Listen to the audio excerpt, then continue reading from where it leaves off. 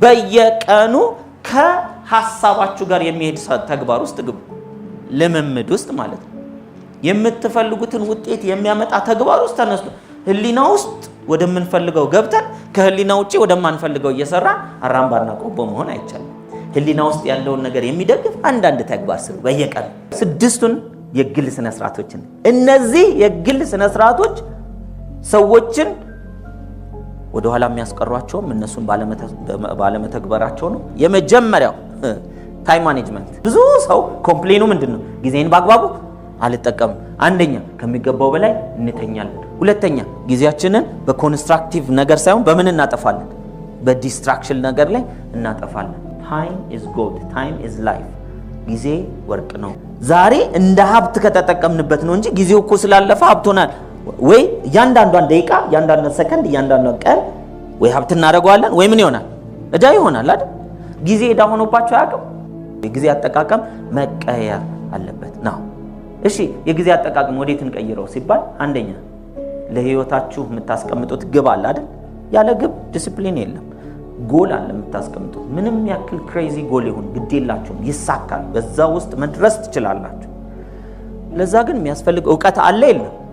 ጊዜን ለምን መጠቀም? ዕውቀት ጀነሬት ለማድረግ። ሁለተኛው ትጉ ሰራተኛ። ሃርድ ወርክ በምንም ነገር ሪፕሌስ አይደረግም። እየሰለቻችሁም እዛ ላይ ደስታችሁ ማድረግ የምታፈልጉትን እስክታገኙ ድረስ የሚያስፈልገውን ስራ እየወደዱ መስራት መለማመድ ነው። እያማረሩ መስራት ዋጋ የለውም። ለምን? ማማረሩ ያስቆማችኋል። ዲሲፕሊን ውሳኔ ነው። የታለ እንደዚህ ያልተዋችሁት ሐሳብ? የታለ በእውነት እንደው እንዲህ ይሳካልን እንኳን ብለን ኮምፕሌን ለማድረግ? የታለ እንደዚህ ወጥር ያስኩትን ነገር ምን አረክልኝ ለማለት? የታለ የጸና ነው? በምንድን ነው የሚጸና? 1 በሐሳብ፣ 2 በቃል፣ 3 በስሜት፣ 4 በተግባር። እነዚህን 4 ነገሮች መያዝ አለብን። ሃርድ ወርክ ይተካል አይተካም? በሌላ ነገር ይቻላል። እሱ ጠንካራ እንዲሆን ሌላ ሰው ፑሽአፕ ሊያሰራ ይችላል። ቢሰሩልህም የነሱ ደረት ነው እንጂ የሚሰፋው ያንተ አይደለም። ስለዚህ ራሳችን መስራት ያለብን ስራ አለ። ቀን ሌሊት ከእንቅልፋችን ገፍተን፣ ከምግብ ሰዓታችን ገፍተን፣ ከመዝናኛ ሰዓታችን ገፍተን የምንሰራው ስራ ያስፈልጋል። ሃርድ ወርክ። የሚቀጥለው ጽናት ፐርሲስተንስ። የአብዛኛው ሰው ችግር ጥያቄው ሾርት ከት ነው። እንጠይቃለን፣ በጸሎትም የምንጠይቀው ለአጭር ጊዜ ነው። እኔ የምልህ እንትን ስጠኝ፣ እንደው እንትናችን እንኳን ስነ ስርዓት የለውም ማጠያየቃችን። አንደኛ አጣርተን እንጠይቅ። ይሄ ሰሞንኛ ስሜታችንን አንጠይቅ፣ ከልባችን ውስጥ ያለው መሆንና በቃ እሱ እንደጠየቀው። ከዛ ዲሲፕሊን መሆን በዛ ውስጥ። ትረስት ሚ፣ አንድ ነገር ስሙኝ በደንብ። እስከ መቼ ነው የምንቆየው? እስክናገኝ ድረስ በሐሳብ፣ በስሜት፣ በአንደበት፣ በተግባር ምን ውስጥ እንቆያለን? እዛ እንትን ውስጥ። በመካከል እንዳለው ከመጀመሪያ ከውጤቱ በፊት ምኑ ተቀይሯል? ማንነቱ፣ ውስጡ፣ ስሜቱ፣ ጓደኞቹ፣ ዙሪያውን ያሉት ተቀይሯል። ከዛ ውጤቱ መጥቷል። አሁን ያሉ ጓደኞቻችን ለመተው ፈቃደኛ ነን? ሄደን እኮ በቃ ቻው ልንላቸው አብረውን የሚሄዱ ከሆነ ይመጣሉ፣ ችግር የለውም። ነገር ግን ሊያስቀይራችሁ የሚችል በእጃችሁ ዛሬ አለኝ የምትሏቸውን ነገሮች መልካም ያልሆኑትን ነው ባይዘው ሊያስተዋችሁ ይችላል። ጎል ስታስቀምጡ፣ ዲሲፕሊን ስትሆኑ፣ በእርግጠኝነት ግን ህልማችሁ ጋር አደርሳችኋል። ህልማችሁ ጋር ለመድረስ ፈቃደኛ ናችሁ ወይ? ህልሜ ጋር ለመድረስ I will sacrifice anything። ከፈጣሪ ጋር የማያራርቀኝ ይሁን፣ ህልሜ ጋር የሚያደርሰኝ ይሁን። ዙሪያውን እንዳለ ጣሉና ከፈጣሪ ጋር የሚስማማ ነገር እስከሆነ ድረስ ግጥም አድርጎ መሄድ ያስፈልጋል። ፐርሲስታንስ የምንለው እሱ ነው፣ ጽናት። ዛሬ ነገ ከነገ ወዲያ በሁል ጊዜ በተመሳሳይ ስሜት፣ ሐሳብ፣ ተግባር ውስጥ መቆየት። የሚቀጥለው ታማኝነት። honesty is the best policy። ያው ኦነስት ሳይሆኑ ገንዘብ ማግኘት ይቻላል። ኦነስት ሳይሆኑ በሰዎች ዘንድ መደነቅን ማግኘት ይቻላል። ኦነስት ሳይሆኑ የተወሰነ ሀብት ንብረት ማፍራት ይቻላል። ኦነስት ሳይሆኑ ግን ስኬታማ ሆኖ መቀጠል አይቻልም። እውነትና ንጋት እያደር ምን ይላል? ይጠራል። በቃ ዛሬ ሰው ውሸታም ሊያረጋችሁ ይችላል እውነት ይዛችሁ፣ ነገ ግን ይታወቃል። እውነት ተደብቆ አይቀርም። ደግሞ በሰው ዘንድ ታወቀ። ብዙ ሰው ምን ይለኛል የሚለው ነው የሚፈራው። ድሮ እንኳን በአካል ነበር፣ አሁን ጭራሽ በሚዲያና ሜንስትሪም ሚዲያና ሶሻል ሚዲያ ላይ ሰዎች ምን ይሉኛል የሚል ከባድ ስጋት በሰዎች ዘንድ አለ። ጆሮአችሁን መስሚያ ጥጥ ነው ማለት አለባችሁ። ኦነስቲ ማለት ፈጣሪ የሚወደው ነገር ምንድነው? ህልሜ ምንድነው? ለህልሜና ፈጣሪ ለሚወደው ነገር ምን ማድረግ አለብኝ? ግቤ ምንድነው? ለዛ ምን ዲሲፕሊን ውስጥ መግባት አለብኝ?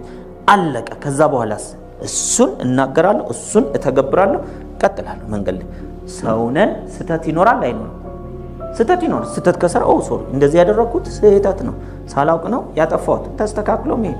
ታማኝ መሆን ያስፈልጋል። ታማኝ ለቃል ለተናገርነው ቃል ታማኝ ነው። ከመታመን ጎድለን ራሳችንን ስናገኘው በፍጥነት ምን እናድርግ? ይቅርታ እንጠይቅ። እንጎድላለን። አይዟችሁ ላይ በዚህ ምድር ላይ እንደው አጥፍቶ የማያውቅ ሰው ከተገኘ እሱ መልአክ ነው። ሰው ለመምሰል እየሞከረ ያለ ነው እንጂ መልአክ ነው ማለት ነው። ሰው እስከሆንን ድረስ ጥፋት ይኖራል። እኛ ማድረግ ያለብን አስቀድመን በዓላማ አለማጥፋት አይደል? በዓላማ እናጥፋ። ተነስተን እሷን እንዴት አድርጌ ልበድላት ብሎ መነሳት፣ ይሄ በዓላማው ጭምር ጥፋት ነው አይደል? ዓላማዬ ጥፋት እንዳይሆን መጠንቀቅ፣ ከዛ ተግባሬ ጥፋት እንዳይሆን መጠንቀቅ፣ ከዛ ቃሎቼ ጥፋት እንዳይሆን መጠንቀቅ፣ ከዛም ስሜት በቃል ባይወጣም በውስጣችን ሊኖር ይችላል አይደል? የንዴት ስሜት በሱ ላይ ተናድጄ በቃል ባላወጣው ማፈኛው ይሄ ስሜት መጥፋት ግን አለበት። ስለዚህ በእነዚህ እንዳላጠፋ ፕላን አደርጋለሁ። ከዛ በመንገድ ላይ ሄጄ ባጠፋ ደግሞ ይቅርታ ማለት ነው አለ። በጣም ይቅርታ በቃ አጥፍቻለሁ፣ ማብራሪያ ማያስፈልገው። ሌላው ኃላፊነት መሸከም። አቤት ይሄ እንዴት እንደሚያሳድግ! ለስኬት ትልቁ ነገር ኃላፊነት መሸከም። ብዙዎቻችን በተለይ እኛ ሀገር በፍቅር የተነሳ በመዋደድ የተነሳ በወላጆች መልካምነት የተነሳ እንደ ሀገር በህዝቡ ዘንድ ለቤተሰብ ወንድም ለወንድም፣ እናት አባት ለልጆች፣ እህት ለእህት ለወንድሟ እንደዚህ ያላቸው መልካምነት ምን አድርጎናል? ተዛዝለን ጥቂቶች ላይ ነው የቆምነው። የመጨረሻው ቀና አመለካከት ነው። ፖዚቲቭ አቲቲዩድ አመለካከት። ህሊና የአትክልት ስፍራ ነው። እዚህ የአትክልት ስፍራ ላይ ብትዘራበትም ያበቅላል፣ ባትዘራበትም ያበቅላል። ብትዘራበት መልካም የሆነውን የምትፈልገውን ህልምህን፣ ግብህን፣ እቅድህን፣ መሻቶችን ያሳካል። ባትዘራበት ዝም ብትል መልካም ያልሆነውን፣ ሙጃ የሆነውን፣ አረም የሆነውን፣ የሰዎች ፍላጎት የሆነውን፣ የማይረባውን፣ የማይጠቅመውን፣ ያየኸውን የሰማውን ሁሉ ነገር ክፋትንም ጨምሮ ያበቅላል። ስለዚህ ስነ ስርዓት ይጠይቃል። አትክልት ስፍራን ማሳመር ስነ ስርዓት ይጠይቃል አይደለ? አትክልት ስፍራው ስላለ ብቻ ያምራል አይደለም። ባይኖረን ይሻላል። ፎርቹኔትሊ ታድለን ደግሞ የአትክልት ስፍራችን የሚሰራ ነው። ህሊናችን ይሰራል። በህሊናችን ውስጥ ሁልጊዜ ምን እናስብ? መልካም እናስብ። ዛሬ መጥፎ ነገር ገጥሞናል፣ ነገ መልካም ይሆናል፣ ነገ ደግ ይሆናል፣ ነገ ጥሩ ይሆናል፣ የተሻለ ይሆናል። ዛሬ አንድ ሰው በድሎናል፣ ግድ የለም ተሳስቶ ነው። ነገ ምን ያደርጋል? የተስተካከለ ነገር ማድረግ ይችላል።